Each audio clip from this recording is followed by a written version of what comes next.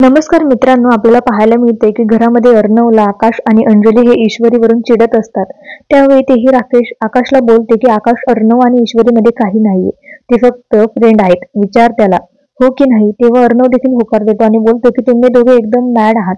आणि अंजली ही त्याला बोलते, ईश्वरी ही मुंबई सोडून जाऊ नये म्हणून तू प्रयत्न करतोस ना, आणि आम्ही मॅड आहोत का, असे बोलून दोघेही त्याला त्याची टिंगल करू लागतात.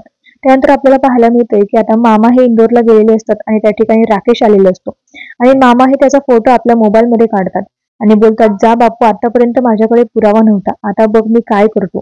तर आता इकडे आपण पाहतो की राकेश ईश्वरीच्या घरी गेलेला असतो आणि ईश्वरीला बोलतो की मिस इंदोर, मी तुमच्या घरी कुरिअर बॉय म्हणून आलो आहे, हे घ्या तुमच्यासाठी, आणि तिच्या हातामध्ये एक बॅग देतो. आता तेव्हा ईश्वरी देखील आश्चर्यचकित होते आणि बोलते, सर हे काय बोलत आहात तुम्ही. आता अर्णव हा बॅग मधील एक बिझनेस कार्ड काढून ईश्वरीला दाखवतो आणि ते कार्ड पाहिल्यानंतर ईश्वरीला मात्र अतिशय आनंद होतो, कारण ते कार्ड अर्णवने ईश्वरीच्या बिझनेससाठी बनवून दिलेले असतं.